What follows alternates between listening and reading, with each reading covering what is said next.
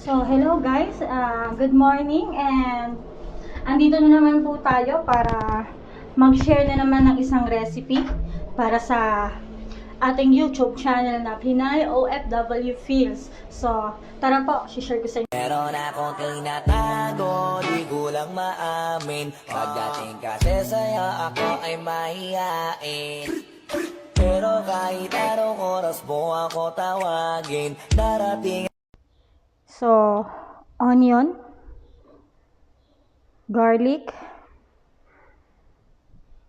salt, Maggi powder, black pepper, garlic powder, onion powder, harina, konting full cream, gatas, and manok, and syempre ito.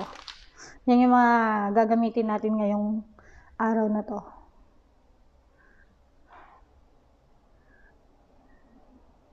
And nakalimutan ko sabihin, gagamit rin tayo ng butter. At saka syempre ng tubig. Dahil pakukulaan natin yung spaghetti noodles natin. Recipe po natin ngayon. Yung recipe natin ngayon is white spaghetti with chicken. Of course. Pang ano lang yan, pampalasa, diba? So, simulan na po natin. First things first po, mag-boil po tayo ng tubig. Para po dito sa ating spaghetti noodles. So, mag-boil tayo ng tubig. Lalagyan po natin ng mantika at saka ng konting asin. Hindi po kailangan marami. Basta lagyan nyo lang po. Para, ang purpose nun, para hindi magdikit-dikit yung noodles. So, let's start po.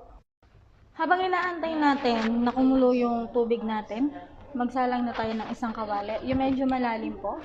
Para pag ginisa natin, kasi may sauce yung spaghetti, di ba? White sauce. So, para kapag nagka-sauce na siya is hindi matatapon kung mababaw yung kawali niya. So, dapat medyo malalim.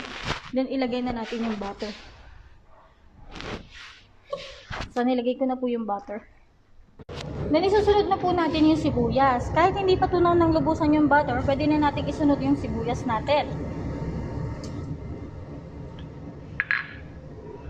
Tapos, haluin. Ay my God, tumatalon pa buhay. Haluin lang po ng bahagya.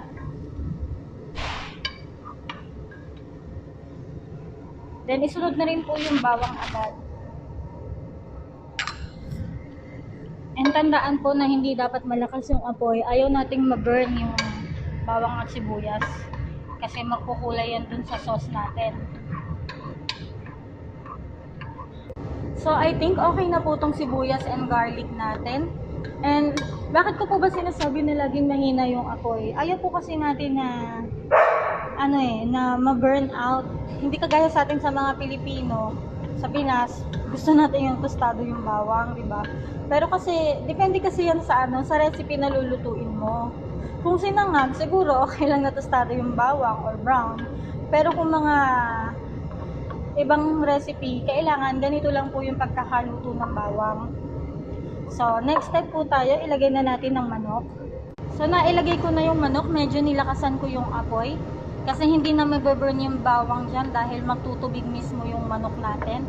So, just keep it for 5 minutes na naka-plain lang siya. Ilatag ng maayos. Kahit hindi 5 minutes, 3 to 2 minutes, okay na. So guys, nag-brown na yung harina natin. Lalagyan na natin siya ng gatas. Guys, ang paglalagay ng gatas ay hindi isang bugso.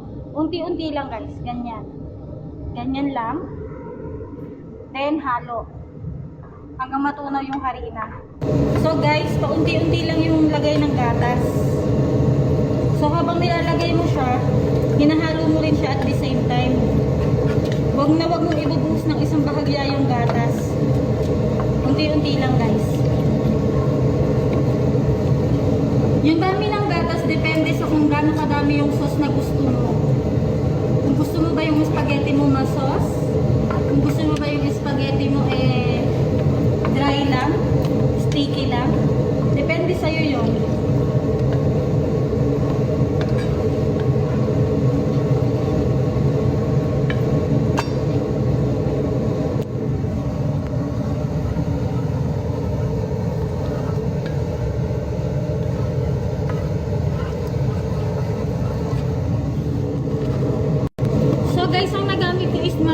kalahating ganito. Yung una ko kasi nilagay hanggang dito lang yon. Tapos gumamit pa ulit ako ng isang box. So guys, ang nagamit ko is mga isa't kalahating ganito. Yung una ko kasi nilagay hanggang dito lang yon. Tapos gumamit pa ulit ako ng isang box. Ito na siya guys.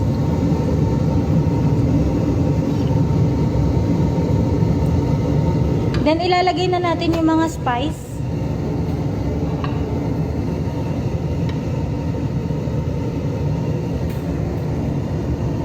Ito na yung mga spice. Haluin lang natin ng maigi. Kung may egg whisker kayo, yun yung gamitin nyo. Ako kasi ito, sanay ako dito sa sandok.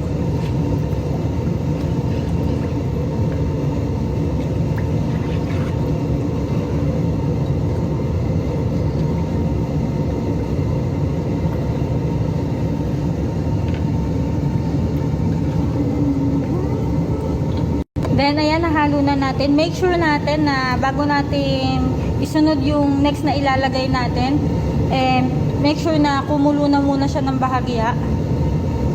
Para sigurado tayo na natunaw na yung mga spice na una nating nilagay.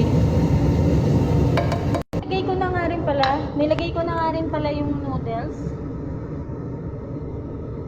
So, yung texture ng noodles kapag pinoil to, yung kailangan medyo malambot lang. Yung lumambot lang siya, okay na yun. Hindi kailangan sobrang lambot. Kasi ilalagay pa natin siya sa sauce. Papakita ko sa inyo mamaya kung paano. So, hello guys. Kumukulo na yung ating white spaghetti sauce.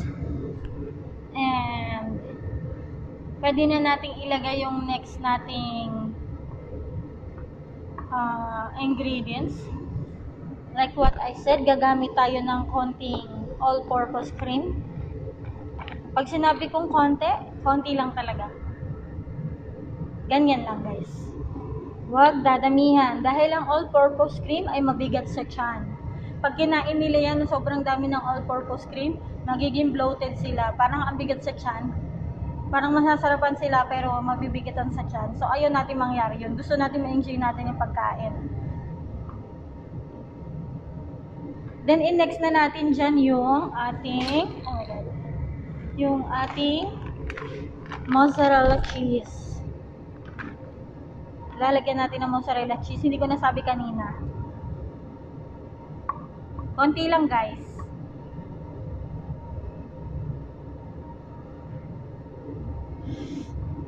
So lumalapot yan kasi may harina yan. Kaya siya lumalapot yung sauce. So, ito yung technique dyan. Luto na yung noodles natin, i-drain ko na siya. Ituturo ko sa inyo kung paano ba maglalasa yung noodles. Yung talaga malalasahan niya yung cream at the same time, masos pa rin siya. Kasi diba yung ibang noodles pag hindi nakain agad, madadry yung sauce. Yung iba hindi hinahalo, pero mas okay kasi na nakahalo yung sauce. Pero may natira ka pang sauce. Tuturo ko sa inyo.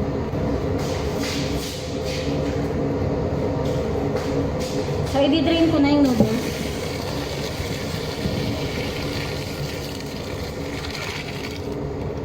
And yung gamit naming noodles dito is yung hindi talaga tumataba na noodles. Talagang ganito na talaga siya. Kahit i-overcook mo tong noodles na to, hindi to tataba ng sobrang taba. Ganito lang talaga siya. Yung pinag-alisan natin ng noodles, guys. Isa lang ay. Mamaya na, ibalik na lang muna natin yung noodles dito. Binalik ko yung noodles, inalis ko lang yung tubig.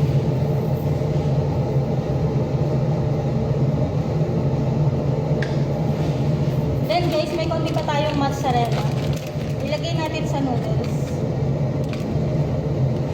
Mozzarella is like dito sa bahay na to.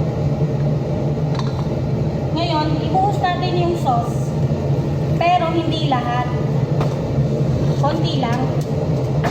Itira natin yung iba.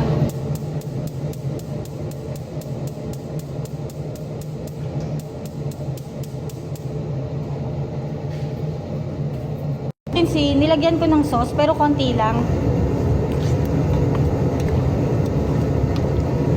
Hanggang mag-melt lang yung yung mozzarella cheese na nilagay natin. So sinundan ko na yung apoy. Huwag lakasan, hinaan lang. Para lang kumapit yung lasa ng sauce. While yung iba natira dito, dito lang yan, palalaputin ko pa ng palalaputin yan. So guys, okay na ang ating white spaghetti. Okay na siya. I-turn off ko na yung heat. Natakpan. Para i-ready, isi-serve ko na lang ito mamaya. Ilalagay ko sa isang food warmer. And then, eto ring sauce natin. Bali, ang gagawin ko guys, papakita ko sa inyo mamaya kung paano ko siya isi-serve. Okay na rin yung ating white spaghetti sauce. So, thank you.